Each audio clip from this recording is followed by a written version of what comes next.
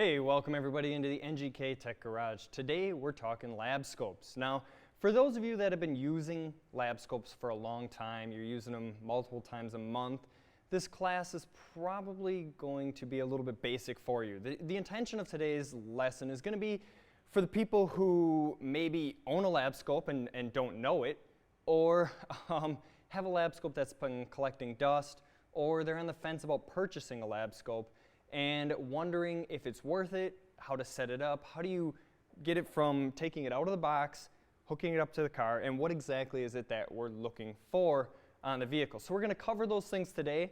Now, out there, this is a question we get asked all the time, is what lab scope to buy. Now, that's not something that I'm going to discuss today because everybody has their preference. You've seen in our videos in the past, we've used both the snap-on scope and the PICO scope. They've both been used in our videos. The PICO scope is my go-to. I like the fact that it connects to a laptop and I can screenshot with it and all that stuff. But they're both great tools, and all the tools out there, depending on their capabilities, can be great in whatever manner it is that you're trying to use them in. But you should know your tool's capabilities and its limitations. Now, for those of you that are out there with a snap-on Modus or Varus or Zeus, you have a scope built in, or it should have a scope built in. The Varus Edge here that we have has a 4-channel lab scope built in, and we're also going to show the PICO today. Another one, an honorable mention here that I forgot at home, it's in my garage at home because I was just using it, is the U-scope. So if you're on the fence about getting yourself a scope, you don't want to invest a ton of money into it, into an expensive tool like these, get yourself a U-scope, go out to aeswave.com, get yourself a U-scope. It's a single channel. You can get into the kit for, I believe it was under 500 bucks. And it's a great little tool that does what you need it to, and it's compact. You can run and gun with it. It is a fantastic little tool for grabbing a single channel signal off of anything on the car. So if I were to, again, I talked that I'm not going to try to sell you guys any scopes today, but any scope is better than none, and if you're looking for a low budget type of scope, that's a great, fantastic tool. Get yourself a U-scope. All right, from there, let's just talk about scopes. And I'm just making sure I'm not missing anything. The volume is a little low. Can we go ahead and scale that up a little bit? Hopefully we don't blow your eardrums out. Let's scale that up a little more.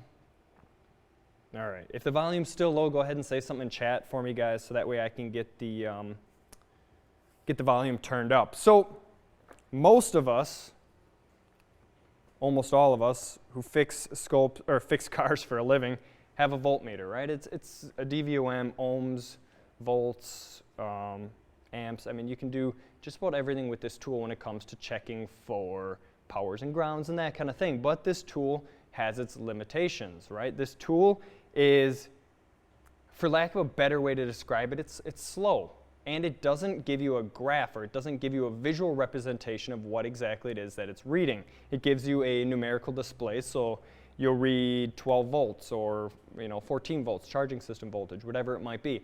And it's great for checking things like consistent powers or consistent grounds, that kind of thing. It's an inexpensive tool that is probably in just about everybody's toolbox. But where it lacks, or where it has its issues, or it's where it falls short, is when you're trying to check a signal on a sensor under the hood. So if we're looking at, let's say, cam sensors here mounted right on the front of this engine, if we're trying to check the signal output from one of these cam sensors on either side here, this tool is not going to be able to do it properly, and I'll show you guys why in just a second.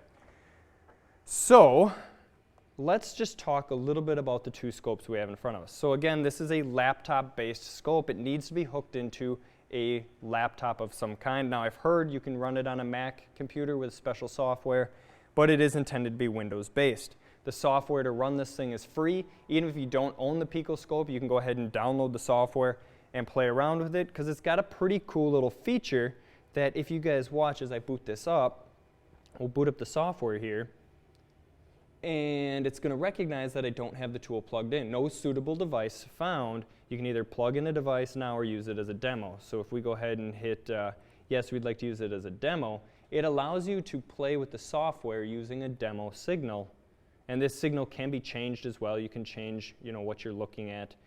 This just happens to be the signal that comes up standard on here. So this is what the PICO user interface, I guess, is what you could call it. That's what that looks like. Now, if we go over to the Varus, you'll see that if we click on our home screen, we're going to go into Scope Multimeter. We're going to go Lab Scope. And let's just grab the basic 4-channel scope. This is what this interface is going to look like, okay? Right now, we do have one channel turned on. And we'll get to talking about these a little bit more in just a second. But what you guys are seeing on both of these interfaces is you're seeing a graph. All you're looking at is a signal, voltage, amperage, whatever it is that you're looking at on the car. You're just seeing that plotted over time, okay? Every time the scope makes a test or it samples, every time it samples, it's going to plot it. It's going to plot that on a graph, and it's just going to basically connect the dots. Now, a Varus like this, according to the user manual for this tool, the maximum sample rate on this tool is 6 million samples per second, okay? And that is at a 50 US, or I believe that's what, microsecond, right? Or nanosecond US? Yeah, nanosecond, I believe is that, or micro, I can't remember. Let's see here, that'd be nanosecond, right? Because MS is micro, or milli. MS is milli, US is micro. Sorry, 50 microsecond sweep at 6 million samples for that sweep, okay? But now, once you start to increase the time or the amount that you're seeing on the screen, your rate actually drops down to all other sweeps being at 1.5 million samples per second. In comparison, the PICO samples at a maximum of 400 million. So if we go ahead and bring that up on the screen, our PICO can sample up to 400 million times per second. So a pretty vast difference. But what we're looking at with those two numbers, 6 million and 400 million, that means at the best possible settings, there are either 400 million dots or 6 million dots per second that are being connected to form our graph, okay? It's sampling each of those times, connecting that out, and all we're looking at is voltage over time or current over time. Just like our meter is displaying our 12 volts or whatever it is, that's what we're looking at when we're looking at a lab scope, okay? Also, voltage inputs with these two scopes. The PICO, this version here can handle up to 200 amps before we put an attenuator on it. The Varus is rated at 200 volts, 200 volt input on here before you need an attenuator. The Varus is rated at 75 volts input. Okay, so keep that in mind. You don't want to wreck your scope by feeding too much input voltage into it. Okay, so what we're going to do is we're going to go through each of the softwares, show the setup of each tool, and then we're going to do just a little bit of comparative testing, showing what each tool does, how to look at the signal in each tool. And then I do have a case study at the end showing the benefits of a lab scope, and then as always we have the t-shirt giveaway question that's going to come up at the end as well. Before we get into the software, I just want to talk a little bit about organization. A big complaint with lab scope use is that it takes too long to set up. It takes too long to get the tool out. You're not getting paid to do that. You're not getting paid to get everything ready to go, brush the dust off of it, that type of thing. You want to keep your tool organized. If you can keep it organized, keep your leads from being tangled up, you're more likely to end up using it. So I've seen a lot of guys building carts now that have like a swing boom arm on them that comes down. I mean, they're getting super creative with creating these things to make it faster to go from popping the hood to having the lab scope hooked up and having a signal coming out of it. Also things like, this is just like a clear little like tackle box thing I picked up for all my different ends. So my alligator clips or my acupuncture probes or my piercing probes. Something like this just helps you see exactly what's in there and keeps it organized. It's faster to go from knowing that you need something to grabbing it and using it right away. It just makes you more likely to use the scope. That's why so many people grab a meter. It's quick and easy, right? You wrap the leads around it, you unwind them, you hook it up, and you're done. You turn it on, and you're done. The scope takes a little bit more work than that, but it can give us a vast amount of knowledge compared to a meter. All right, let me just check the comments. Let me see, make sure the sound is where it's supposed to be at. Yes, Keith, you're right. Sample rate changes depending on how long of a sample you're looking at. If it's a few seconds, if it's 20 seconds, if it's milliseconds, microseconds, the sample rate will change. I'll show you guys that exact thing happening in the PICO scope. Sound is okay now, guys? You guys are getting it at a good volume. It's not too quiet anymore. Stanislav, the video will be posted. It just posts out like a normal video on the channel afterwards. So it's live now. As soon as we finish live, it will post as a standard video, so you can go ahead and finish watching it then. All right. Good. Okay, let's take a look at, since we're on the laptop, let's just take a look at the PICO scope. So I'm going to go ahead and I'm going to hook up the scope. Again, it's just using a USB cable. It's a high-speed USB 3.0 cable hooked into there.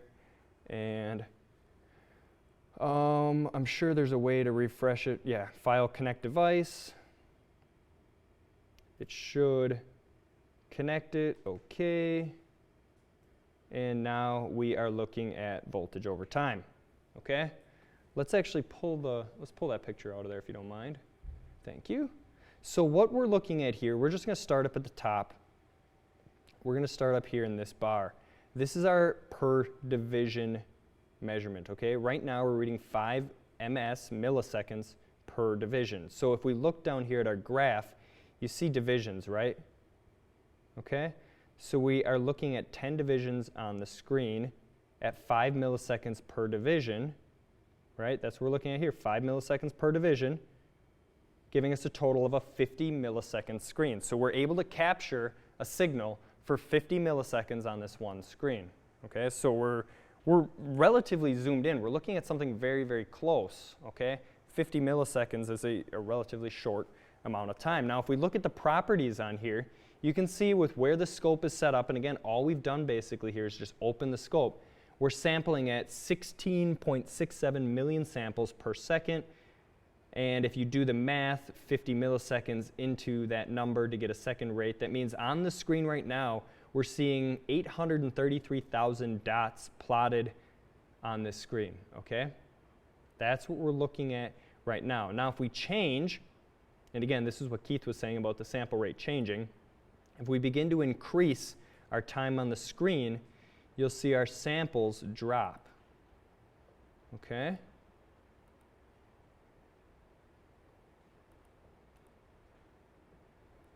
So now we're looking at 20 seconds per division. We're looking at 3 minutes and 20 seconds on the screen, but we're still able to capture 1 million samples on this screen. Okay, now if we also, this button here, this 1 ms, we can turn up our sample rate too.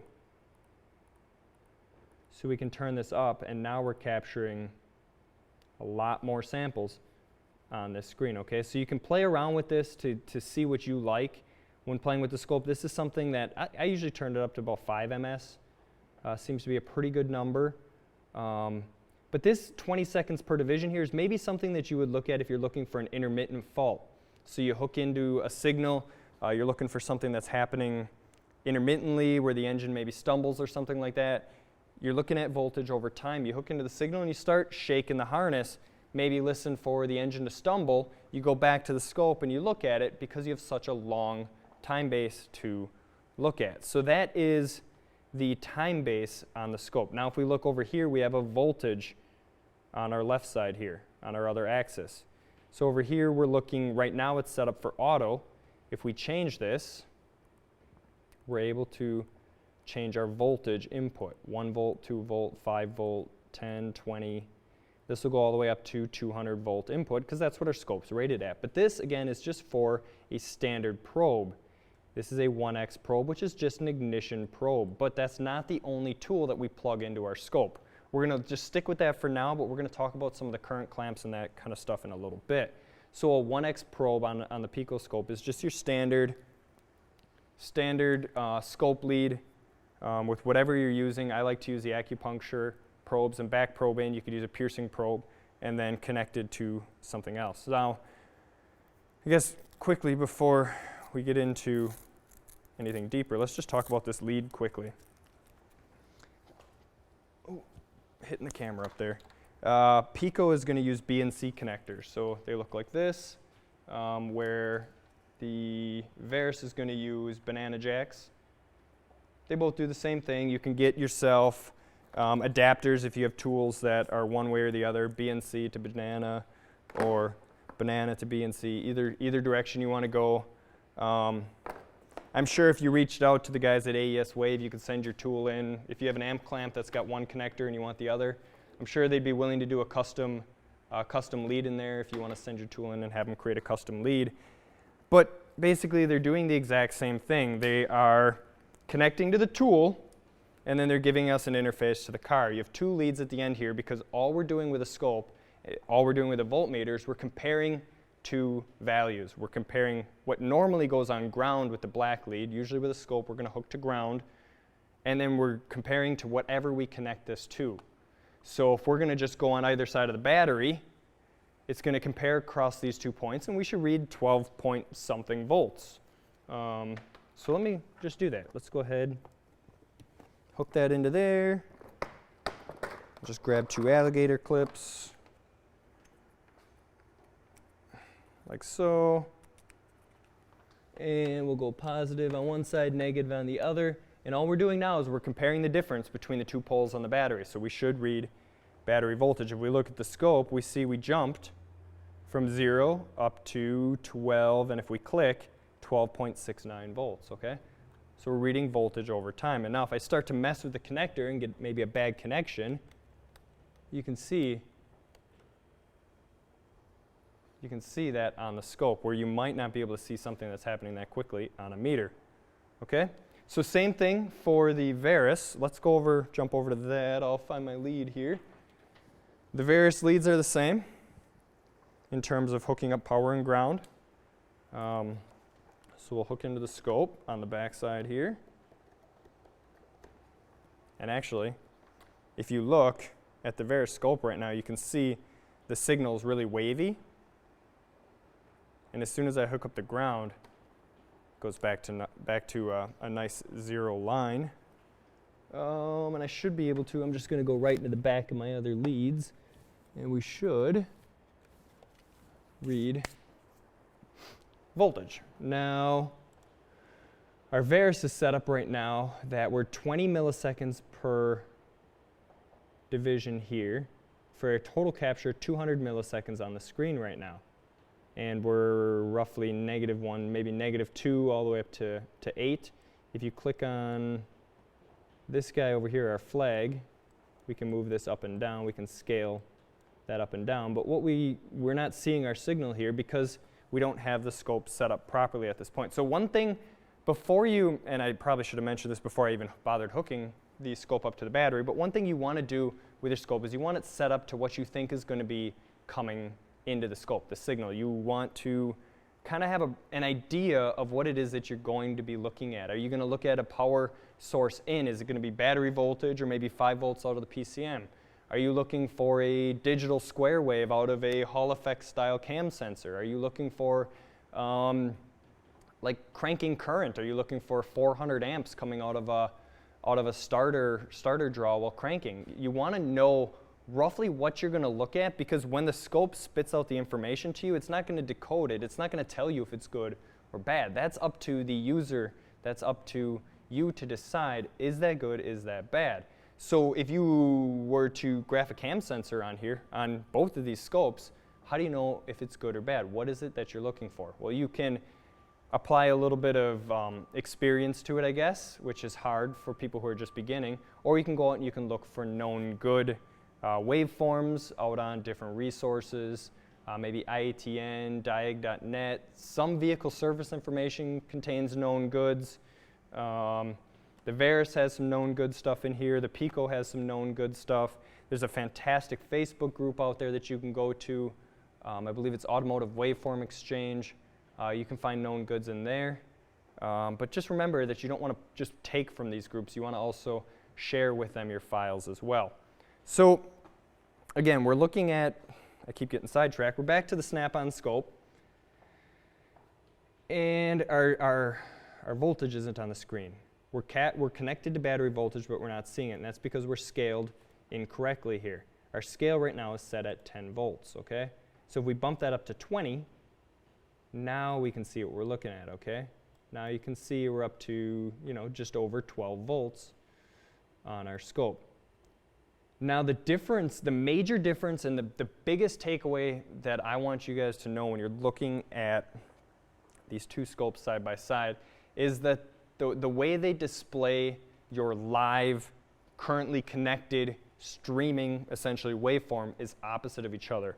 The PICO gives you the view of exactly what you're looking at, and you're able to zoom in from there, and you're able to get down super, super close with your zoom to pick out the smallest little of things, where the snap-on is exactly the opposite. The snap-on tool shows you the most zoomed in moment and allows you to zoom out. So here's what I'm talking about.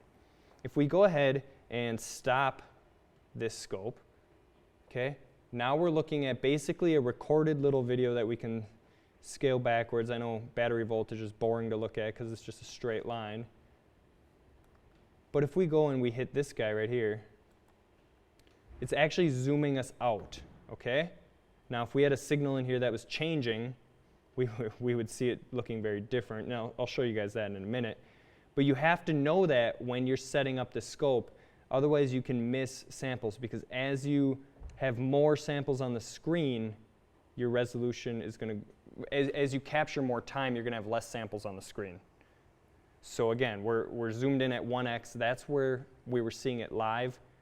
This is what's actually being captured. So live, we were seeing 200 milliseconds.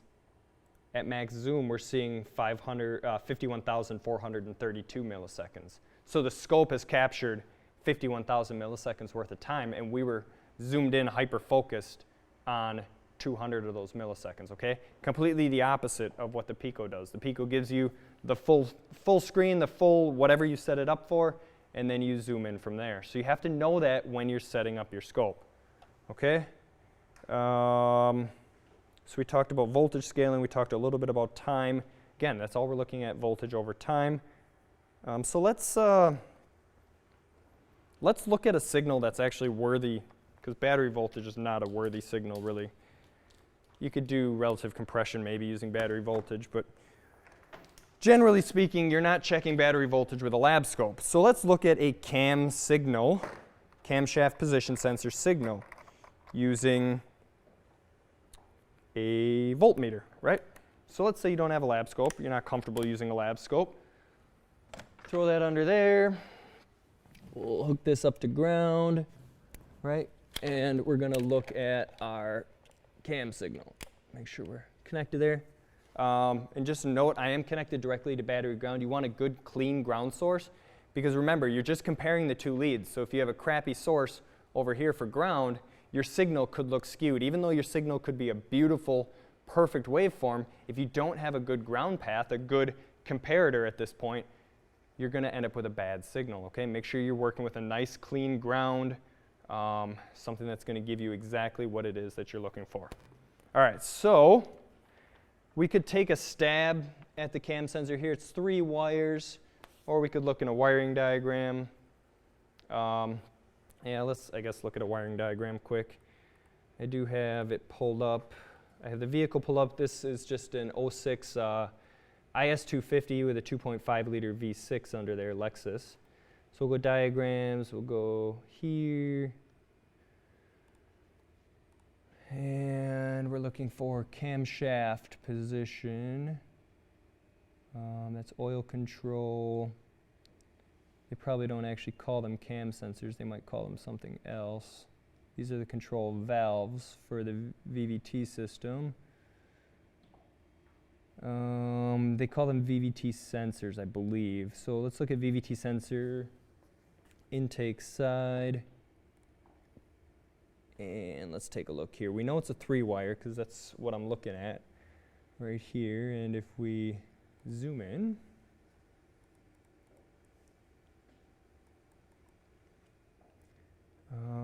we have a plus, a minus, and a VC2, which could be, I don't know, maybe voltage in, potentially. It's tied to another sensor, so it's not a standalone, so that's definitely not our signal wire. We wouldn't tie those together. So I'm not going to look at pin 3.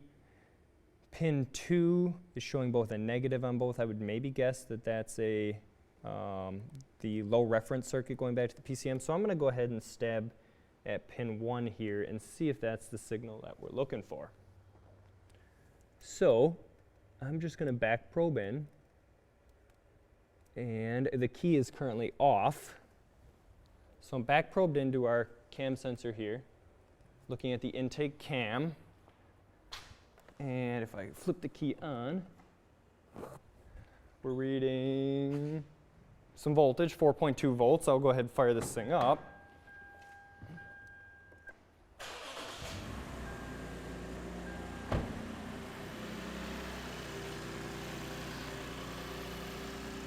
So our voltage is dancing around and reading 2.3 volts. Is that good or bad? Well, the reason why it's looking like that is because our meter's incredibly slow. Our signal right now is going from 5 volts to 0, 5 volts to 0, like a standard Hall effect sensor would, but our meter's not fast enough to capture that. So, if we take our labscope leads and hook into that exact same circuit, like so, let's take a look and let's bring them both up at the same time. Here's what we're seeing as they're set up. Okay, so without changing anything from where we just were, this is how they're currently set up. The PICO scope is reading 20 seconds per division, so we have over 3 minutes on the screen. That's why it looks like a blob. And here we're reading at 200 milliseconds. So if we actually stop this and zoom out, you'll see the blob as well, okay? But we're zoomed in at a pretty good rate. Okay? So really what we're looking at here is 20 milliseconds per division. So if I take the PICO and run 20 milliseconds per division, we should see about the same pattern. There we go. Okay? So because we're bouncing that signal from 5 volts down to 0 back to 5, every time the camshaft sprocket or trigger wheel runs around that sensor, it's changing that signal, and we're able to see that. But our voltmeter's not fast enough to read that. It actually ends up averaging out the signal between, it's usually about 4 times per second, averaging out that signal. That's why we're reading 2-point-some volts. We don't know if this sensor is good or bad using a voltmeter. With a labscope, we're able to take a very close look at this sensor. So let's talk about what happens when you have a very, very low sample rate, okay? If you basically don't plot enough points per second. We can actually demo that with the PICO. Makes it really easy to just change our sample rate. If you watch a number of samples over here, you'll see it shrinking. So now we're 500,000 samples on the screen. We'll continue to shrink this down, and it actually looks like our waveform's getting cleaner, but wait until we get really slow. So we're 5,000 samples, 1,000 samples, 800, 500. You guys see what's happening to the waveform? Our edges are no longer squares. Okay, let's pause this. The time that it takes to plot this point to this point, it's not fast enough. We're not gathering enough samples at this point, okay? So from the high to low on here, it happens faster than we're plotting right now, so we end up with a crooked line, a non-square line, okay? You need to know that that's what you're looking for when you see stuff like this. Your sample rate is not high enough with the tool. So if we flip that sample rate back up, we'll see our nice square line come back, okay? You need a good amount of samples per second to get a good capture on a very, very fast signal. So, I mean, this cam sensor is relatively slow, but if we're talking some network stuff or some higher end stuff, our signals get incredibly fast. We need to be able to see that. We need to be watching our sample rate. If we take our snap-on scope here and we click the zoom button, you'll see it zooms out and we end up looking like a mess. But if we change our actual scale here, our sample right here, if we go up, you can see already how we're starting to get the leaning towers here, right? You never, in the other scope, do you see a V shape, right? We're not sampling fast enough with this tool right now, okay? We're capturing too much. We're capturing at 2 seconds on our screen right now, but in all reality, we're actually capturing a total of 5 seconds worth of data, okay?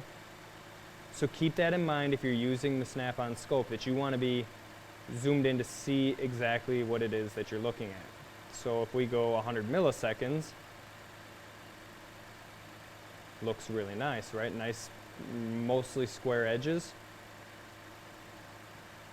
That's what we're looking for. It just makes it really hard to see multiple revolutions of the engine. That's where you stop it and use the zoom feature, and maybe you go 4 times. Now you can see multiple revolutions of the engine. You could throw a sync trigger in here and pick up exactly where this engine is, exactly what your cam sensor is doing. You can compare cam sensor to cam sensor, any of that stuff. So again, that's just knowing what your tool is supposed to do can get you the pattern that you're looking for, okay? Because there's no sense in scoping if you don't know what it is that you're looking for. Now, let's talk about, you hear about this, they call it the PICO gap, okay? Actually, let's just bring the PICO up on the screen right now.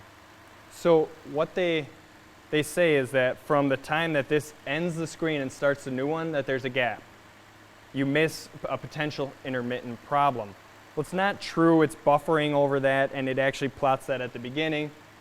But nevertheless, people don't like to see this fill the screen and refresh. And as you can see, we're building numbers up here.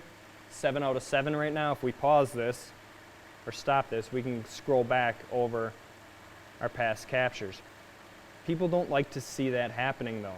What you can do on the PICO is you can throw a trigger in here that's actually off of the trace, and the PICO will hold it on the screen. So if we do a repeating trigger, and a trigger is just telling the scope what to look for, where to look, basically.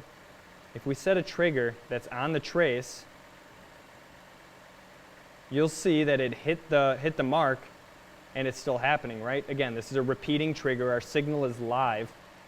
But if we take this trigger and let's put it here, you'll see that we never have the page refresh. Or let's put it here in the middle. Okay? Our page never refreshes. So those people who think that there's a gap in here, well, here's proof that there's no gap. Okay? This is showing you in real time what's coming out of this engine. Okay, and you can set this all the way at the end. The downside to using this repeating trigger is that you're not buffering, you're not capturing, you're not saving any buffer here. So if you saw the failure, if you had an intermittent problem that just acted up, and you didn't pause it before it gets off of the screen over here, you've just lost it, okay?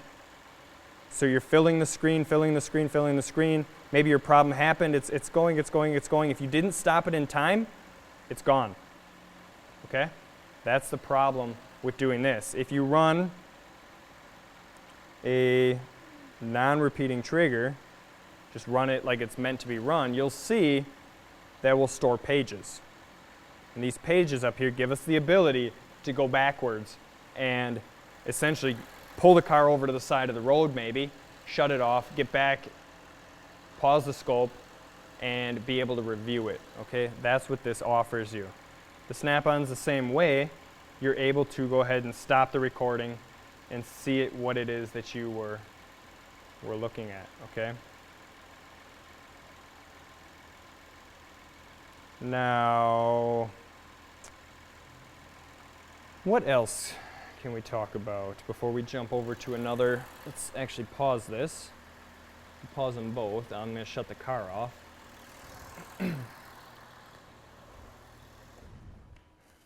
So I hope right there that proves to you guys who are trying to check signals like a cam sensor, crank sensor, any of that stuff, I hope that proves out that you should be using a lab scope, because that tool, DVOM, is not going to do it. Let's just take a look at the chat quick.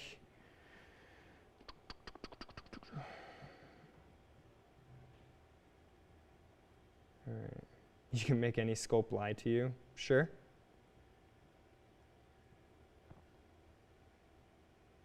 And Hans, you got a great point here, and this is what I was actually going to get into next. Is the nicest thing about using the PICO is that you can capture a whole bunch of time, and you can zoom in really, really, really fine zoom afterwards. You can basically capture multiple seconds while still having an incredibly high sample rate, and then zoom in afterwards. So here's, maybe this is a bad example. Let's play this. Let's start this thing back up really quick. So say you're looking at an intermittent concern on this car.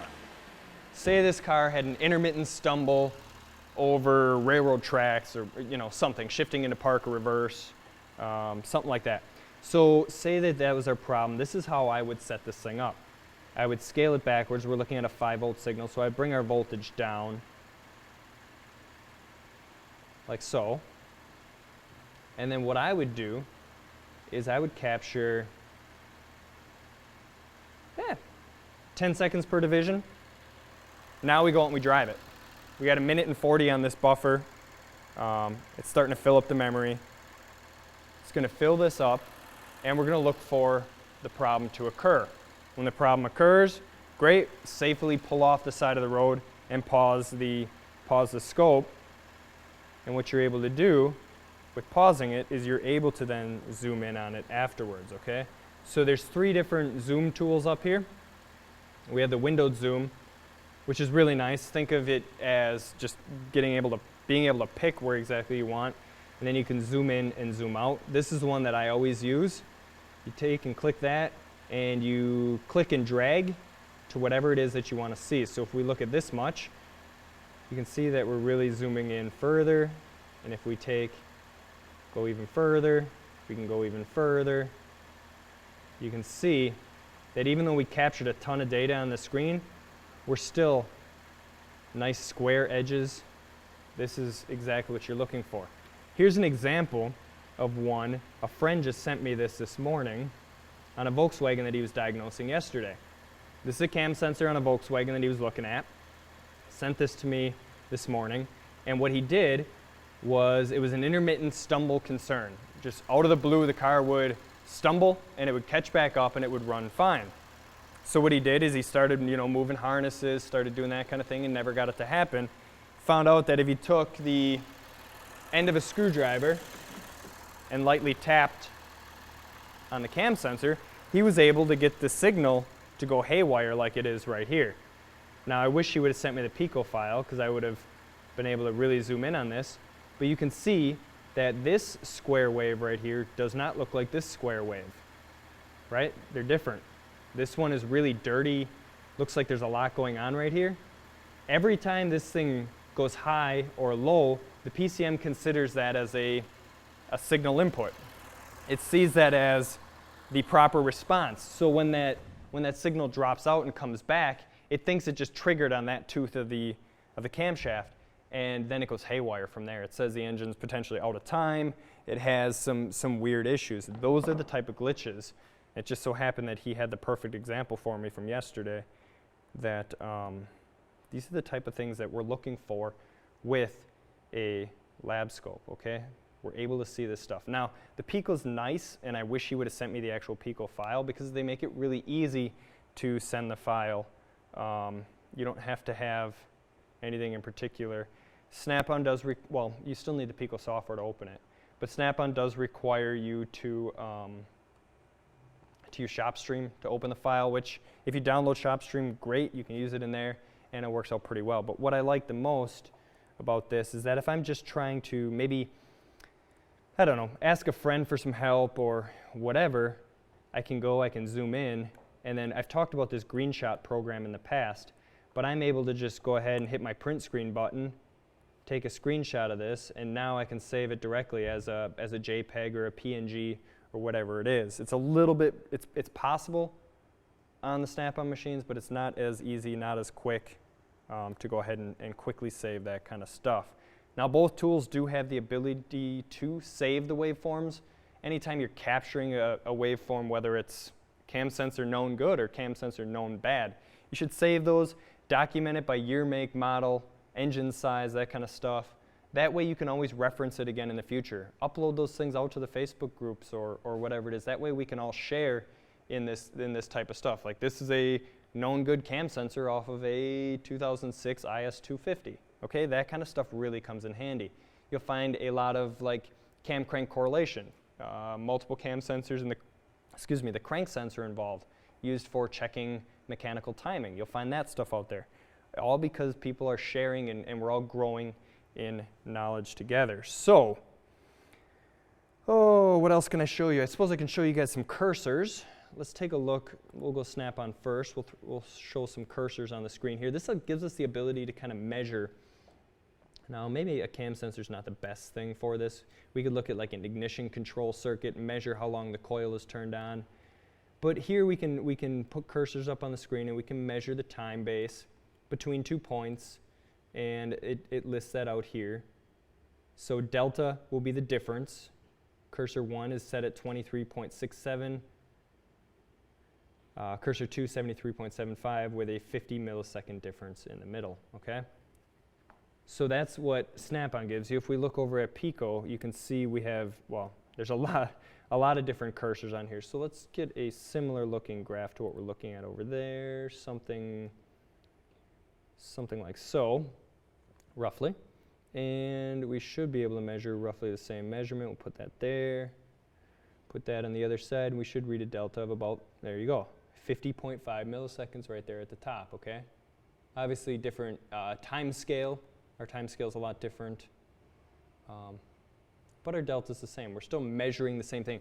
Both of these tools are measuring the exact same thing. They're doing the same thing. You just have to learn to set them up differently and know how to not stress them, or how to not, I guess like somebody had said in the chat, how to make sure that they're not lying to you. Make sure that it's telling you the information that you want to see. Because the worst thing you could do is go after a signal problem or a sensor problem or a PCM problem or something with bad information, okay? Just like scan tool data can lie to you, this labscope can as well. If your sample frequency isn't high enough, if you're not looking at enough samples per second, you could end up having openings, having glitches. Now what's also nice about this tool is the fact that we have cursors that go the horizontal or voltage axes as well. So we can scale 2 of these over here. So now we have we have 4 measurements or points of measurement up on the screen, so we're able to look at that. And then we could also bring in this guy over here, which gives us the ability to measure in time or degrees. You'll see this green dot down here used a lot for in-cylinder pressure transducer testing, so looking at the compression waveform. That's why mine is set up at 720 degrees right now for a full engine revolution. So we can set that up, change that up. You can add measurements, but rulers, if we include more partitions, you can see that that's growing. So when does something like this come in handy? Well, here's an example of an F-150 that I looked at. We'll look at the capture that I grabbed first. This was an F-150 with a reoccurring P0018 cam crank correlation code on an EcoBoost. I think it was a 2012. The vehicle just had timing chains done. It has new phasers. I believe it had new phasers. But it had timing chains done, tensioners, guides, the whole works. We're done on this vehicle, and it came back with that reoccurring P0018. So I went after capturing that and checking the timing on it without having to go through the labor of pulling the front cover, pulling the valve cover, doing all that to be able to verify timing. So I went after it electronically, and I wanted to check the cam sensor versus the crank sensor. So let's get these guys out of the way for a second. Let's take this guy out of the way as well. Actually, let's just clear all of our measurements. So I've zoomed in super, super close here. We're looking at the crankshaft in blue, camshaft in red. Our crank is a, what is it? I think it was 32, I don't remember. Could have been 32 teeth with 4 missing, or 34 teeth with 2 missing. I don't remember what it was. But what I wanted to measure here was where the camshaft and the crankshaft met each other. So I went out and I grabbed this guy down here, and we could lay it right on there. This is the first tooth before the gap, and we can lay I had this set up something like this. So we're able to measure when this occurs afterwards, okay? So each of our teeth right now are spaced out at 6 degrees each. And we're looking at the cam signal crossing, oh, there goes the CO monitor. Cam signal crossing our crank signal 1 tooth after the gap. Okay, that is what that one showed. But if we look at a known good that I was able to grab out of one of the Facebook groups, I believe this one should look different. Clear all our measurements again. Now, our cam signal, sorry for the color difference, I didn't have the channel set up the same as this person did when they captured it. Again, this is not my capture. This was taken from a Facebook group. Sorry for whoever I'm borrowing it from. I don't remember who had posted it, but thank you. Our cam signal here is crossing the crankshaft signal 1, 2, 3, 4 and a quarter. So by looking at these two, we'll clear this guy back out of the way. We have a significant difference here. So I had to tell this guy that the timing was off on this engine, which was a hard thing to do because he's been doing this for a long time, and he swore to me that the links were lined up on the reluctors, or on the sprockets appropriately, properly, but the lab scope here wasn't lying to me. I was scoped into the PCM. We were off, and you could measure the degrees out if you want to, but we were off far enough to set the check engine light. Well, what actually happened on this engine is the reluctor itself is on the back side of the camshaft. The cam sensor itself is mounted on the back of the valve cover. The reluctor spun on the camshaft. The timing in this engine was correct. The PCM looked at it and said it was wrong, even though it actually wasn't. Okay? So we were able to prove this out electronically without having to remove valve covers or the front cover. Now, he removed the valve covers, obviously, because he had to look at the cams afterwards and figure out that the reluctor had shifted. But he sent me a picture showing that the link was lined up where it was supposed to on the camshaft phaser on the front there. So there was a little bit of figuring out what could possibly go wrong. Could the reluctor on the crankshaft have moved, the camshaft, what's going on? Well, then it couldn't have been the crank, otherwise it would have probably affected both banks. It's just a really long story, but the gist of it is that the lab scope helped prove out a mechanical issue that really wasn't a mechanical issue. It was a shifted reluctor or pickup wheel on the camshaft.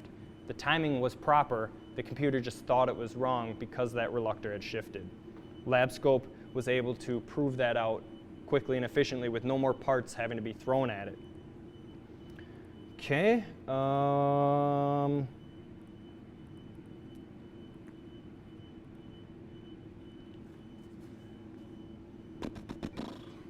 What's going on in chat? So, yes, PICO does spoil with the ability to zoom, I agree. Let's talk about current probes quick. I do have a case study still that I want to share with you guys. Current probes are great. They inductively pick up the current that's running through there. Current is consistent in a circuit, so you can measure power side or ground side. Like if you do relative compression, you take the current probe, put it around the battery cable, positive or negative, and you're going to check the current that's drawing when the starter's cranking over. It can give you a quick, easy way to verify mechanical integrity. The case study that I have actually shows that. AC coupling is something that I don't do very often. It's something that I'm not incredibly familiar with, but I know that when you AC couple, it helps pull the DC out so you can see the AC cleaner, I believe is what it is, Keith. I'm not going to go any further into it than that because it's something that I should probably use more, but I'm sure you have a reason why you're talking about it. So I'll let you explain it in the chat, or I will get more information on it. But it's something that I don't use very often. So amp clamps, are great tools. You get them in multiple sizes. This one, for example, is a 600 amp clamp. This one is a 60 amp. These over here is a 20 amp, 60 amp. This one goes up to 2,000 amps.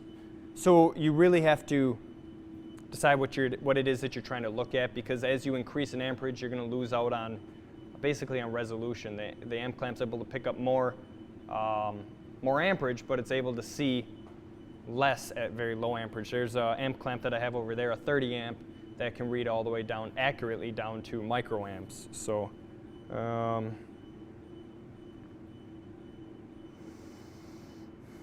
So, okay, Glenn is asking when you would use a 60 amp or a 600. Well, a 600 amp clamp I would use when doing starter draw current.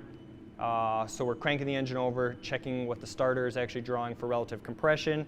60 amp, I would put on maybe a blower motor, maybe a secondary air injection pump, something that's going to be pulling a lot of amperage. And then I would set that on the 20 amp setting, maybe if I'm looking at injector current, coil current, that kind of thing.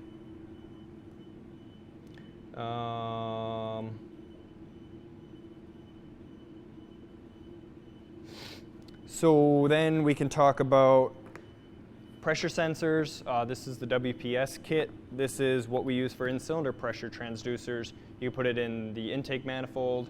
It's basically a way to digitally do what a compression gauge did or a vacuum gauge did. It reads pressure and translates that essentially into a signal output. So all of these different tools that you can plug into the PICO or into the Snap-on, you would just set up in the tool.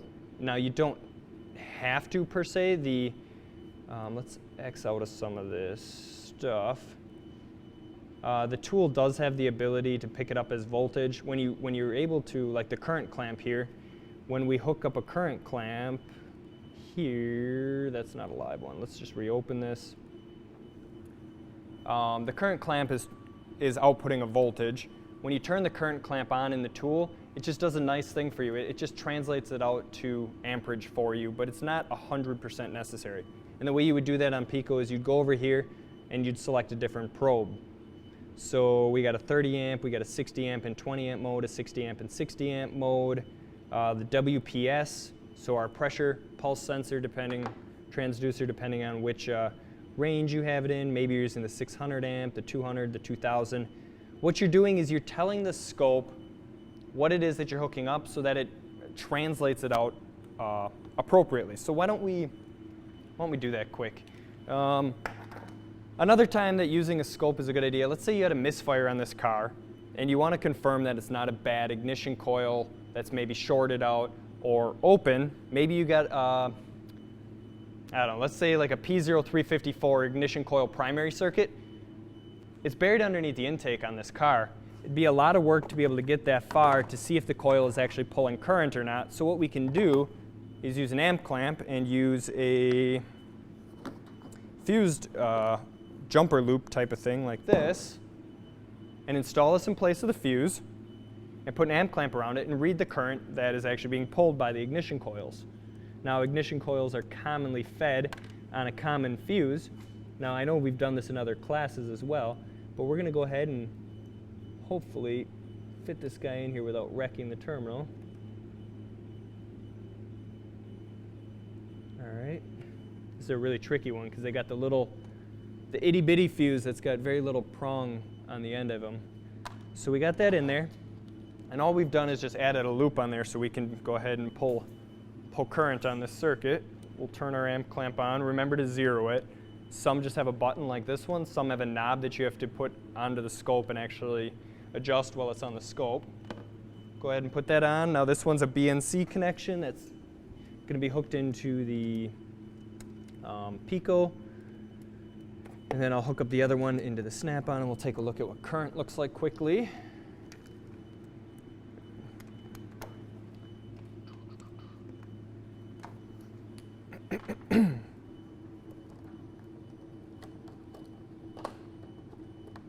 And we'll leave both tools as they were set. Actually, I'll set them both up the same.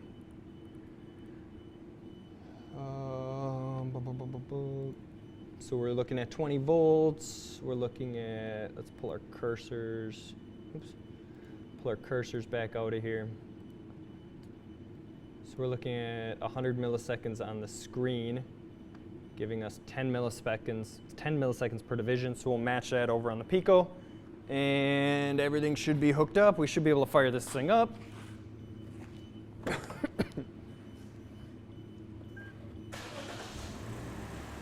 All right, cool. So now we're able to see the amperage that's being pulled by each of the ignition coils. Now they're kind of scaled wrong, so let's go ahead and just change our scaling here. Again, now we're on voltage, okay? You can do this on voltage because that's what's actually being output by the clamp. But what we actually want to do is if we convert it over to amperage, it'll give us a really clean number. It'll do the conversion for us so we don't have to do math. Doing math live on camera is never a good idea. I've probably done it wrong in the past. So we'll go low amp clamp, we're at the 20 amp. Same thing over on the PICO, we'll change our probe to the 20 amp. There we go. So we're looking at our current being pulled by each ignition coil, but I'm counting 1, 2, 3, maybe 4 on the screen pretty consistently. We're not able to see the entire engine, see all 6 of them. This is a V6. We'd want to be able to see that all 6 coils are pulling on this engine. So what we would want to do with the PICO is we want to increase our time base. On the snap-on, we're already zoomed in far enough. If we just stop it and then zoom out to 2x, now we can see repeating. So we have 1, 2, 3, 4, 5, 6 on the screen. That's going to be 1 revolution. Now with PICO, we just can stop it there and grab 1, 2, 3, 4, 5, 6. There we go. Okay? So if you had like a, let's say like a primary circuit code, you wanted to make sure to see if the coil was actually pulling current or not. Let's say your coil were open. Okay? There's no power getting to it, maybe there's no ground, maybe the PCM's not doing its job. You can already see immediately that we're missing a signal, right? The snap-on makes it a little bit harder to see. We have to stop it and zoom it out like so. But 1, 2, 3, MIA, 1, 2, 3. Same thing here. We're missing 1. 1, 2, 3, 4, 5, missing 1. 1, 2, 3, 4, 5, missing 1. It's repeatable. Oops. Okay? That's what we're looking for when we're doing stuff like this. Plug that back in. So in a test that is basically what? Pulling, obviously you'd have to know where the fuse is, but pulling the fuse, putting a jumper lead in there, we can have an idea of what's going on underneath the intake without having to pull the intake off, right? Saving time, making more money, that's what it's all about. Let me get back to comments here.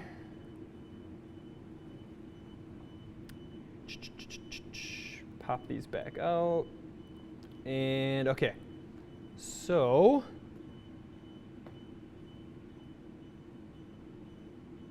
yes, Keith, that's a really good point. To be able to know exactly what it is that you're looking at, it'd be a good idea to put a trigger in there, because let's say that this thing was setting a 354 primary circuit code.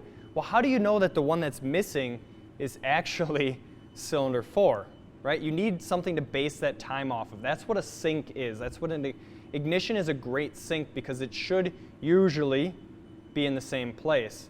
Now, PCMs do have the control to change when our spark event happens, but if we were to sync this signal, it would be basically adding another channel. So I guess now that you bring it up, we might as well do it. And then knowing which wire is the signal.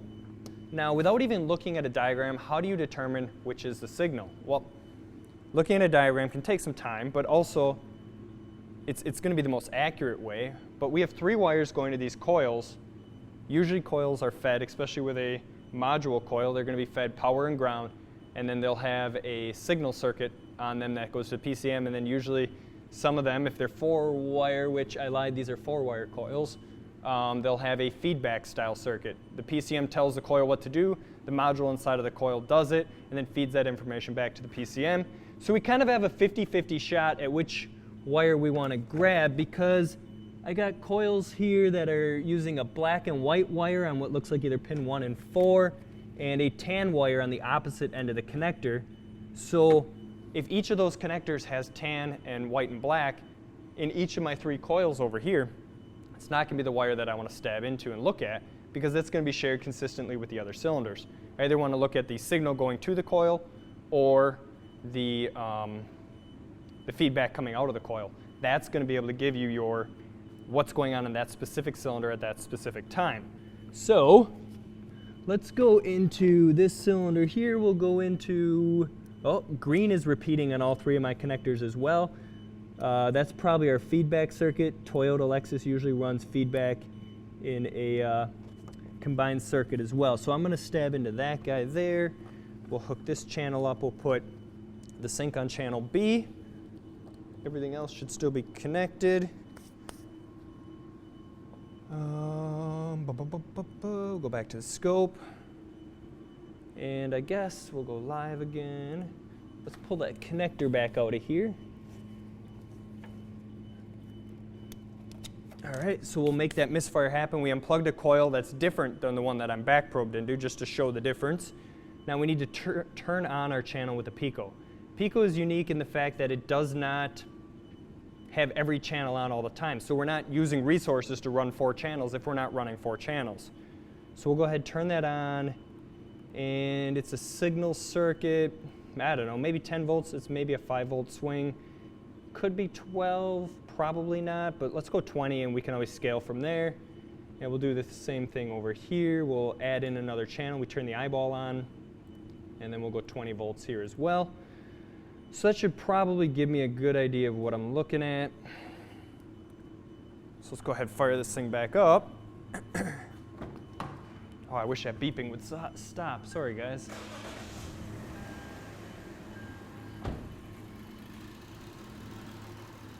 All right.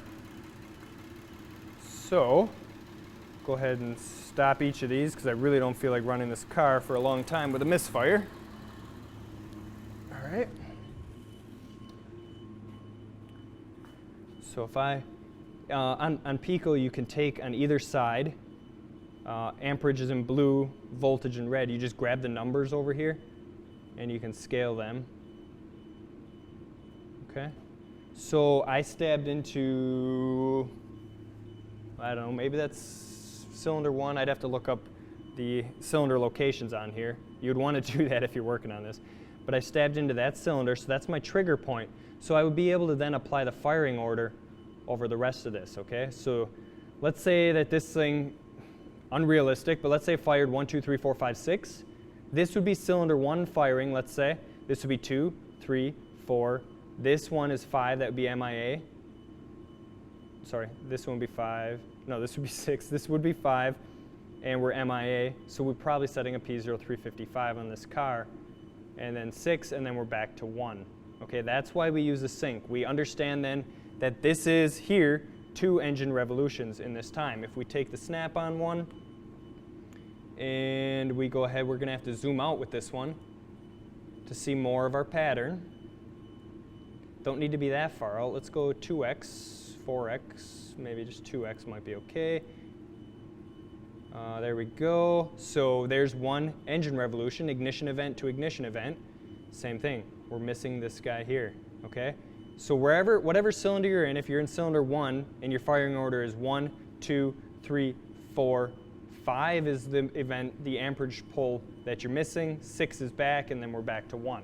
Okay, that's how you apply your ignition sync onto your amperage pattern. It helps you identify which cylinder is actually creating your problem, because we've all been there where the code lied to us, where the code told us it was misfiring on this cylinder when really it's a different one. This is how we can help figure that out. All right, anything else quick before I get into the case study? Do-do-do-do.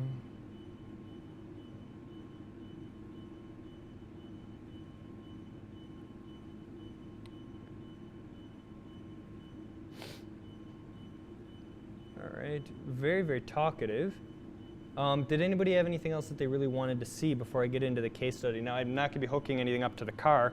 I just have pictures and all that stuff. An attenuator use, in the PICO box, it comes with an attenuator. This is a 10-to-1.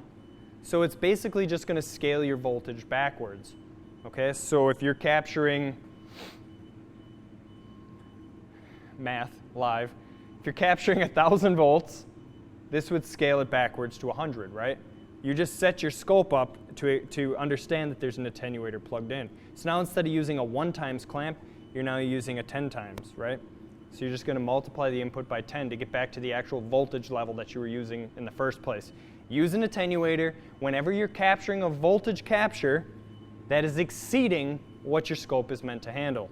PICO comes in with this model at 200. I believe the old ones were 100 volts.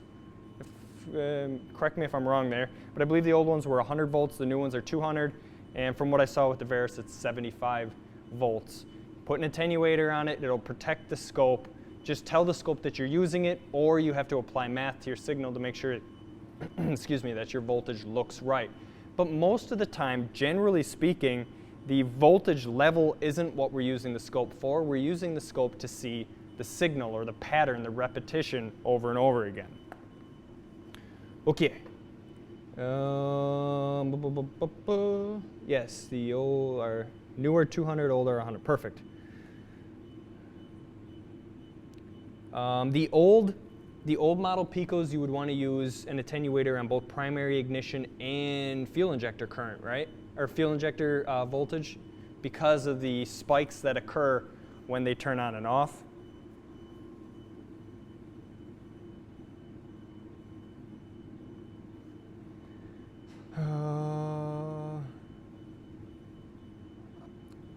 Sure, yeah, looking at CAN networking with a scope is a great idea. That's super fast.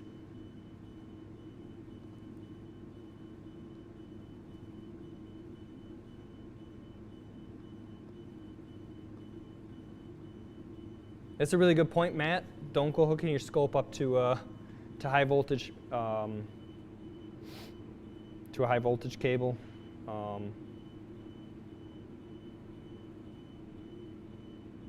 Mike, that's a great point. You would want to use an attenuator if you thought that you were going to be over the safety limit of the scope.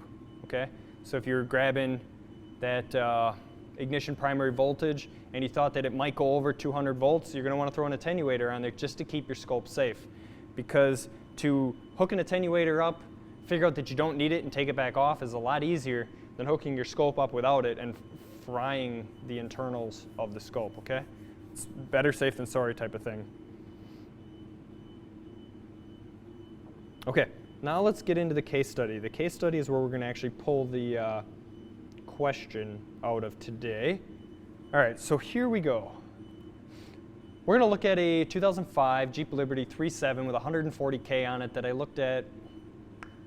This one's been a while now. I think maybe 6 months ago that I looked at this thing. I was just waiting for the right time to use it. This is a case study that proves to you guys why, even if you're just using a single channel scope, just get yourself a scope because it will save you time and money.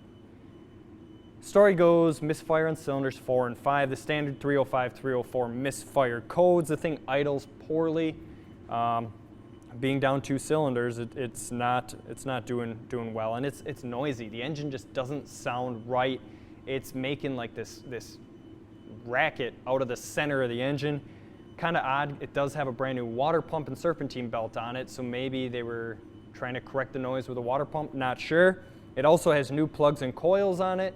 We're told by the previous shop that the injectors have been swapped. The new plugs and coils have also been swapped cylinder to cylinder, and the misfire still stays on 4 and 5. The previous shop was ready to throw a PCM at it, but before that, it came to a different shop, which then I looked at it there. Misfires, you need your fuel, your air, your spark, and your compression. They didn't check 2 of those components, right? air, and compression. Fuel, they swapped the injector, but that doesn't confirm that the power is going to the injector or that the control is actually occurring. They didn't say anything about hooking up a Noid light to the injector to see if it actually works. They didn't confirm that the connector itself was okay. All they did was swap the injector bank to bank or cylinder to cylinder. They didn't do anything to prove that air was able to get into the engine and back out of the engine for that specific cylinder. For spark, they replaced plugs and coils and then swapped them around, but they didn't confirm that the coil was actually being fed power. It was being controlled by the PCM. These are individual coil M plugs. They didn't confirm any of that. They didn't confirm that the connector looked good, and they did nothing for compression. So, what path leads us to the largest gain, right? That's all about what our diagnostics is about. We're given that hour-ish to hopefully be able to figure out the car within that time. They've already spent well over that. They spent the customer's money on new parts. They did the old swap-agnostics for their fuel and spark, but they haven't done anything to check compression and air.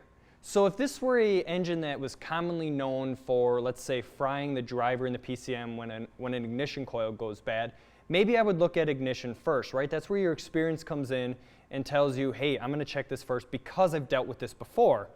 But this one, in my mind, did not strike me as a fuel or spark issue. But that doesn't mean that I take them off the list. They're just moved a little bit further down. I'm going to check, I want to look at how this engine breathes and how it compresses that mixture inside of it. That's what I want to look at first. So you get out your old, your good old needle compression gauge, and well, here's what it looks like on the vehicle. Cylinders 4 and 5 are on opposite banks. You get that compression gauge out. According to the book, that is supposed to take you 1.6 hours to do. So how do you sell that to the customer, right? Mr. Customer, I need to do a compression test on your vehicle. Book time is 1.6 hours. Let's say you're $100 an hour. I need $160 to do a compression test on your car, but I don't know if it's compression. It's just one of my checks that I need to perform to make sure that it's not a compression issue. But I'm going to need $160 of your dollars to be able to confirm that first before I can go ahead and move on. But again, it might not be that. It might be. Who knows, right? What about a relative compression test? This is what we were just talking about, right? Taking the high amp clamp, putting it around the starter, the cable that goes to the starter, or right around the battery cable itself, and reading the amperage that that starter is pulling. Turn that off so it stops blinking. We want to read that amperage, but then we also need something to know what cylinder it is that we're looking at. The amperage of the starter works harder when it's coming up on compression for a cylinder, right? As we bring the piston up on compression, we're squeezing the mixture inside. The starter has to work harder. So our amp clamp will respond, because it's around the battery, it will respond with a spike. All of these peaks here are pressure spikes inside the cylinder. The cylinder's coming up on compression. It's harder to turn the engine over. That's what we're seeing there. Now, if you were to do this test without an amp clamp and you were to do a relative compression test just off of battery voltage, you're looking at the opposite angle, okay? You're looking at the valleys. That's when the battery voltage goes down, right? Our amperage went up, it's pulling the battery down at that point. If you're just using voltage probes across the battery, you want to look at it in the opposite manner. This was done with a amp clamp, and you can see we have two cylinders on there that are reading higher than the other 4. If we put our ignition sync in here, I went ahead and grabbed ignition control for cylinder number 2. Now ignition is great because most vehicles will fire the spark plug somewhere very, very close to top dead center of the compression stroke, right? We want to ignite that mixture right before top dead center to force that piston back downwards, burn off that air-fuel mixture. So ignition is reliable for this for the most part. So if we take and apply the firing order over this, cylinder 2 and cylinder 1 have higher peaks. Cylinders 6, 5, 4, and 3 have lower peaks. So again, we have misfires on 4 and 5. 1 and 2 are kind of standing out here, and 6, 4, 5, and 3 are also the same. So what do we know by this test? And I guess the answer is kind of almost nothing after this, right? We don't know if 1 and 2 are normal or if 6, 5, 4, and 3 are normal. We don't have codes for 1 and 2, and we don't have codes for 6 and 3. Kind of odd, right? Relative compression in this manner can sometimes point out a problem, but it's not going to tell you the answer. This doesn't tell you the answer unless you've dealt a lot with these 3.7 Jeeps, Chrysler motors in general. You probably already know what's wrong with this thing just when I said it's a 140,000 mile 3.7. But with that said, we do have higher pulses and lower pulses. So what do you do next? What is easy to do? Well, if you have the equipment, you have a pressure sensor kit like this, you're able to use it to look at intake vacuum. Just like sticking a vacuum gauge on the intake manifold, you're able to do that with this as well. That's what we're looking at for running vacuum. Good or bad? Well, with running vacuum, we would expect to probably see something below 0, right? Our intake manifold at idle is in vacuum. We have our 0 line marked right here. Okay?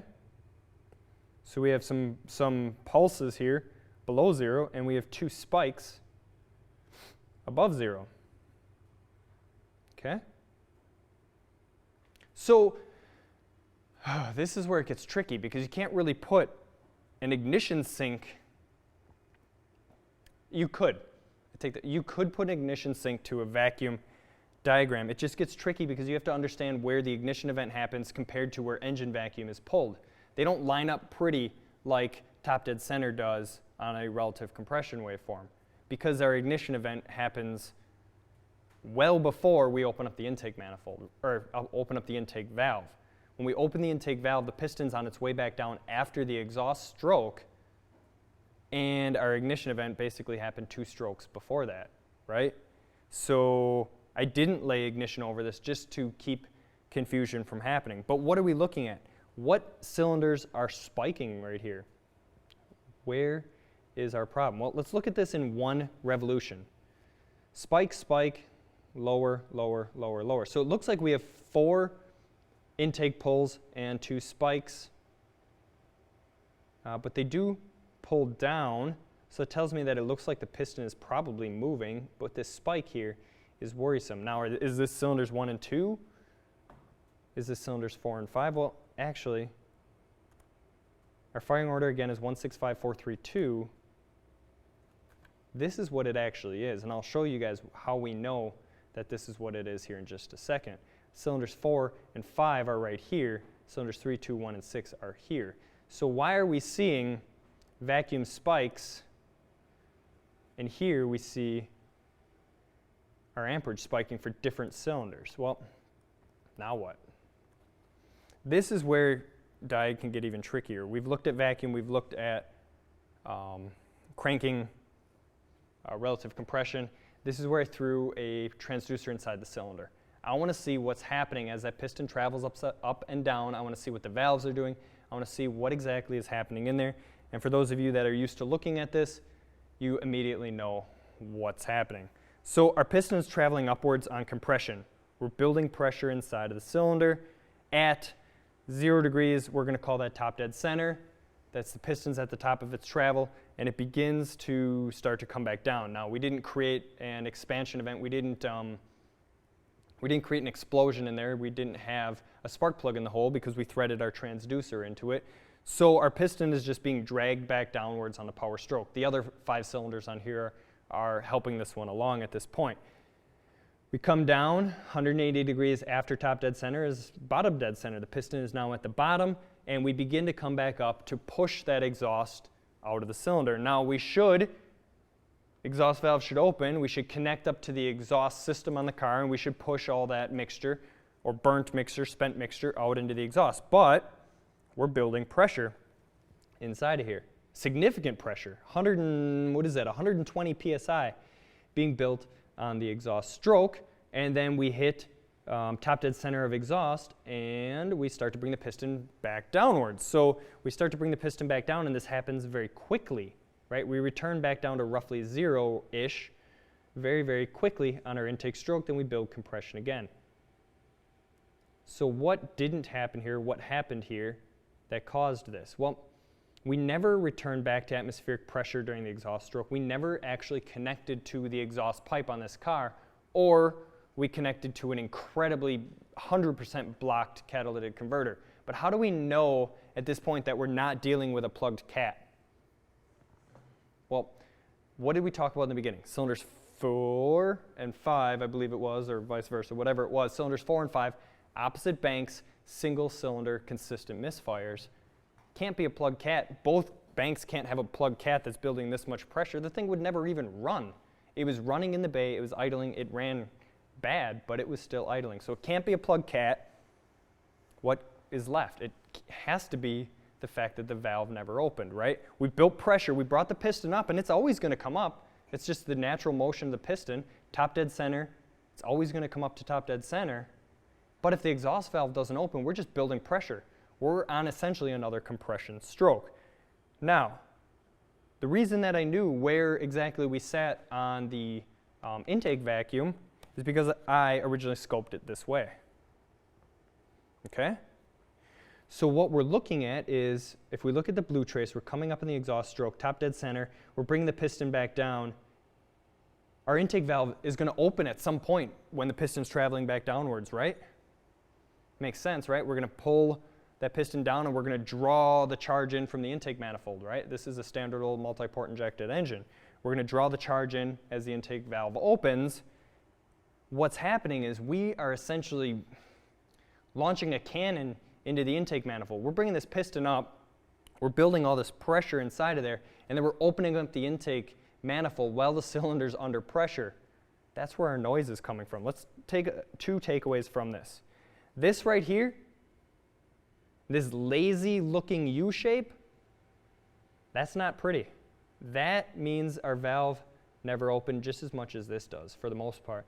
This shows that our valve never opened because we never have that bump back to atmospheric. We should pull the piston downwards, get into a slight amount of vacuum, and then open the exhaust valve and bump back to atmospheric until we open the intake valve and drop it back into vacuum. Should look like this. This is known good out of a different engine, but this is known good. Piston's traveling downwards. Somewhere around this mark right here, our exhaust valve opened. We're still traveling downwards, but our pressure's increased because we're now tied to the exhaust system, and we return roughly to atmospheric pressure. If we saw a spike in here, we could have plugged exhaust, or if we saw a huge spike, our valve never opened. Then our intake valve opens and brings us back into negative pressure or into vacuum. The other thing here that we wanted to look at was this guy right here. When our intake valve opened, it's when the pressure in the manifold changed, right? So if we put a cursor where that pressure change happens, line that up against the pressure that's actually inside of the cylinder, we opened the intake manifold with 83 psi sitting inside of the chamber, inside of the cylinder, inside of that closed container. Imagine opening up a anything, a bottle of soda with 83 psi inside of it, and you just open a valve, open something on it. It's going to quickly evacuate itself, right? That's what's happening. That's what's actually causing the noise in our intake manifold. It's essentially almost backfiring. We're putting pressure into the intake, and that's exactly what we're seeing by our intake pulse here. Okay? Makes sense? So why did we see 1 and 2 on the relative compression? That was 100% accurate. Cylinders 1 and cylinders 2 saw a higher peak compression than the rest. It's not 4 that are low, it's 2 that are high. But why does that occur? Well, that's where we get to talk about mate cylinders. Engines will always be bringing a cylinder up on compression. Uh-oh. Oh, come back. What happened to my laptop? Oh, no. Seriously? Uh-oh. Laptop died. Mate cylinders, an engine will always bring one cylinder up on compression, so like cylinder 1 was coming up on compression, but then it has the mate cylinder, whatever it was, cylinder 4 or 5, coming up also at the same time, 2 cylinders coming up at the same time, but one is on exhaust, right? Oh, I guess it's rebooting. That's unfortunate. So 2 pistons coming up at the same time, but if we don't ever open that exhaust valve for cylinder 4 or cylinder 5, we're never gonna relieve that pressure. We have two compression events happening at the same time. Okay, that's why we see a spike on cylinders 1 and cylinder 2, because their mates, cylinder 4 and cylinder 5, are problem cylinders. Our exhaust valves never opened, therefore it created a compression event for both of those. I guess let's run out to YouTube quick on here. And unfortunately, guys, my laptop apparently rebooted itself. See if there's any questions quick.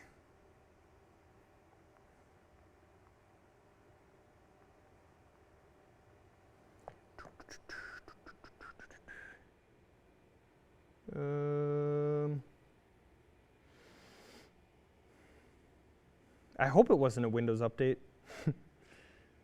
Our Windows updates are all controlled by our IT department, so they don't just automatically update. But Bob, you're perfectly right, hence the noise. Use your ears as a diagnostic tool. This vehicle probably never needed a water pump. It just got one because they thought it sounded noisy when they really weren't fixing the root cause. I have pictures of, I'm YouTubing on my phone, Charles, because my laptop decided to reboot. It's currently sitting at starting Windows. I do have pictures on the laptop showing the rocker arm fell off, okay? I guess it's somewhat of a common thing on the Jeeps, this 3.7. You pull the valve cover, rocker arm's laying down on the head. Probably a reason why it's there. This customer, from what I was told after it was repaired, they decided not to spend money on looking any deeper. They popped the rocker arm back on and the vehicle went down the road with no misfires. And now there's probably a reason, I believe it is an oiling issue up to the heads that causes these to fall off. Could be maybe a valve sticking issue as well. But either way, something caused that rocker arm to fall off. That vehicle will be back, but the customer understands that you know, it could potentially need an engine replacement, used engine, something like that. We're still booting up here. Haven't gotten to the point where I can put my password in. All right, we're getting somewhere. So let's see if I can find those pictures, and also I didn't memorize the question for today. Yes, Bob, that's a perfect thing. Check the cam lobes. I've seen pictures and heard case studies of cam lobes actually wearing to where it, excuse me, it never lifts up the, never moves the rocker arm. So if you like run the engine or turn the engine over by hand, you'll never see anything move because the cam is actually ground down. If it's a cam and block engine, if it's an overhead cam, it just never moves the valve because it's completely ground down. Obviously at that point you'd probably want to put an engine in it just because where did all that metal end up going? No, Keith, I do have a question. I'm almost loaded back up here. I'm getting there, guys, I'm sorry. If it's gonna happen, it's gonna happen live. So, Bob, in your experience, you're saying friction spits the rocker. Are you running into issues with the valve binding up or sticking or something like that, or are you running into issues with oiling and causing it to fall off? Have you guys seen or looked into the root cause of this? Because really, I believe that probably the only fix would be to either find a way to clean this engine out or replace it. I'm getting loaded up here, guys. I'm almost there. Come on.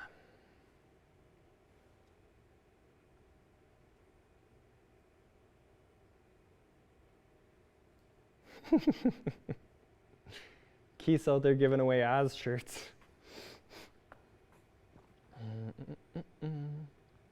I guess, were there any, while this is loading, are there any questions regarding the labscope use, when you want to use it, how you use it, how you set it up? Again, this was just really intended to be a basic hook up the scope, learn how to manipulate it in terms of getting the signal that you want to see, and then when to use it. When do you want to get the scope out? Because, well, as you guys can kind of see here, I have stuff everywhere. I have cords and cables and components and pieces and parts everywhere. It takes a lot to get this far, but to pull the intake manifold on this 2.5 liter. It's, I don't know, I haven't looked up the labor time, but I would figure it's going to take me at least an hour to pull that intake, right? Ish, at least an hour just to pull it, plus the time to put it back on. You know, if you're just doing swapping parts, if you're just going to pull that thing and swap out spark plugs and coils on the 3 that are under there because it's misfiring, well, what happens if it misfires after you're done, right? You want to check as much as you possibly can without getting intrusive with the car, because when you get intrusive, it costs money. It really does. Or time, but time is money, so yes. Come on. Oh no, it didn't save my question. Uh-oh. Uh-oh, I think it's froze.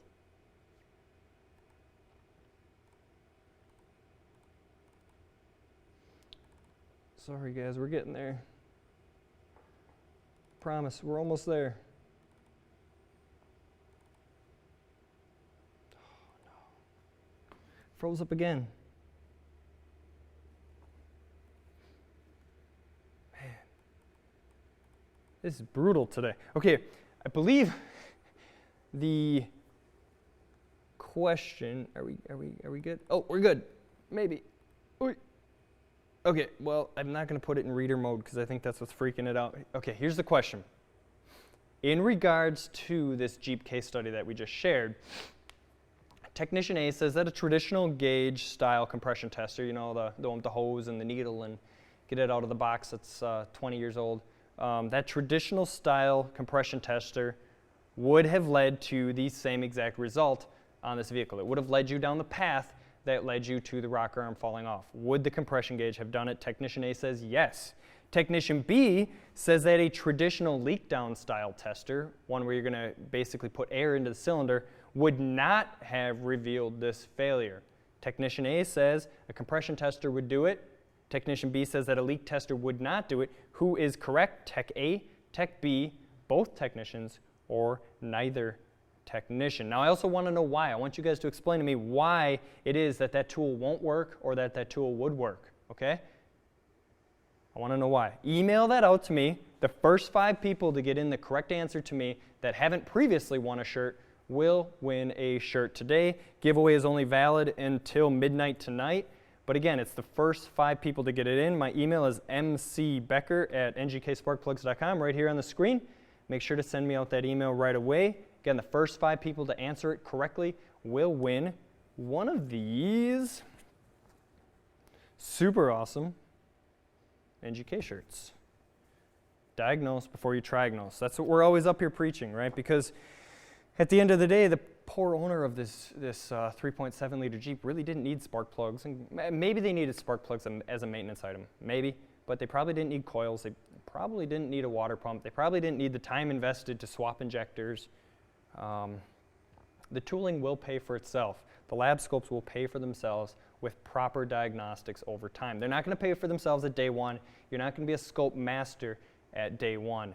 It's something that you learn how to do. You learn how to get good at it. It takes practice. It takes patience. It takes the simple things of capturing known goods, collecting good data. In fact, before I let you guys go, I know we've already been here an hour and a half, and most of you have probably already left or are sleeping. I just wanted to show you guys, for capturing your scope capture, PICO is fantastic in the fact that you can grab a ton of information about the vehicle that you worked on and save it in that manner. Oh, there's still a lot of you guys watching. Good. It's good to see. Oh yeah. Technical difficulties are always a good time. I really apologize, guys. I really do.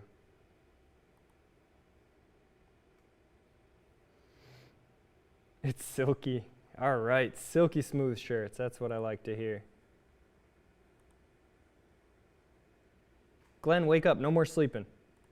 All right, with PICO, of course, it's somehow unplugged. Okay, with PICO, when you're capturing your stuff, you can add notes. Okay, here we go. So let's just say, whatever, this was our capture. you can add notes in, which is fantastic. You can type in cold idle at 800 RPM, whatever. Then you can add in channel labels as well. So channel A was, I don't know, alternator ripple or something. You know, you can label everything accordingly, whatever. You select your label, you can add in channel notes, and then you select known good or known bad. Because there's nothing worse than looking at a pattern from a year ago and wondering what the heck it is that you're looking at. Then if you go File, Save As, now you can enter in all the information. So again, this is a Lexus IS, I don't know what generation it's considered. It's a 2006. It's got the automatic. So you fill in all this information. Again, you can add more notes. You have another opportunity to select your label. And what that does is that gives you the ability to go back into your waveforms. Oh no, come on. And you can see what it is that you captured. So where's a good example? I don't know. I don't know where any good examples are. I have examples. Okay, here, for example, is an in-cylinder capture that I took not too long ago of a newer SkyActiv Mazda 3. And now I'm going to open this up, and I probably won't have the channel labeled because I don't know. Oh, I do have it labeled. So it's a 2-liter SkyActiv cold idle. This is a cylinder pressure waveform. This is a known good. So I just thought this was interesting to show. This is idling. That is 720 degrees. These SkyActiv engines are a really interesting engine at cold idle when they're in catalyst warm-up. So if you guys have the ability, I would highly suggest you go out and play with them, because as you can see, there's very little going on here for EVO, exhaust valve opening, intake valve opening. But the biggest takeaway here is this thing is currently idling, running at 356 PSI inside of that cylinder. That's insane, insane. Super cool to look at, super cool to learn about. It's just fun to capture known goods. You know, it's the old, for those of you who've been to like for example, a John Thornton class where he rents a car and he goes and takes known goods off of it, right? Hook up and get cam crank correlation, grab an in-cylinder, grab an intake vacuum waveform. If you have the time on a Saturday or something, grab yourself some known goods, start yourself a database, and collect that stuff, because it's going to be just super valuable when you're actually fixing cars, okay? Saves you a lot of time. Time is money. All right, one more time with the t-shirt giveaway. There you go. Email is up on the screen. Giveaway is valid until the end of the day today. First 5 with the correct answer are winners. I apologize that we ran into some technical difficulties, but I think for the most part the information got across, and I hope you guys liked it. Keith, I haven't had the opportunity to play with a multi-air yet. I should just go and rent one just to play with it, because I think it would be really cool to play with. But yeah, it's Nick, does PICO work on Mac? From what I've been told, you have to download some sort of other app, basically another program to run it, but I've been told that it will work on a Mac. Yes, Mike, Trained by Text, does have some fantastic videos on the PICO scope and how to use it. In fact, I just watched a video this morning that included Hans, where he was using essentially a stethoscope with a pressure pulse sensor to find a noise in the serpentine belt system. Basically, he was verifying, I believe it was verifying that it was not a water pump issue, which sat behind the timing cover. So just a really cool, interesting testing technique. Make sure to check about those. Keith's question. What was Keith's question? Always entertaining. I don't know how it's entertaining. I feel like I just sit up here and ramble on, and for some reason you guys keep listening. But that's good. I mean, it's great. I hope you guys found this useful. The guys on here that have been using scopes for a long time was probably a lot of a lot of repeat type of stuff. I hope you took maybe one thing away from here today that is useful. Really, for a lot of people, they have a scope and they forget that they have it, or they don't realize it in their snap-on tools, in Modus and Veris sitting in the shop. It's more than just a scanner. It's a scope. If you're slow, instead of grabbing the broom and cleaning up your bay, or maybe clean up your bay first and then hook up the scope and just play with whatever's sitting in your bay. Go grab a car off the lot if you're at a place that's got lot cars. Get yourself some known good captures. Get yourself used to capturing with a scope, because it's so beneficial. It's not something you're going to use every day, where maybe a voltmeter you might use every day, but it is something that it pays for itself in the end. It really does. It's just another fantastic tool, just like a good set of wrenches or a good set of sockets or a good impact. They pay for themselves in the time that you save over working harder, right? So, okay, yes, like Glenn said, please smash that thumbs up. Tom, I never know how to pronounce your name. I'm glad you were able to make it right at the end. Just scroll backwards, and or just watch the video through. There's a lot of information here. I hope you guys really enjoyed this. Again, please hit that thumbs up. Subscribe if you haven't.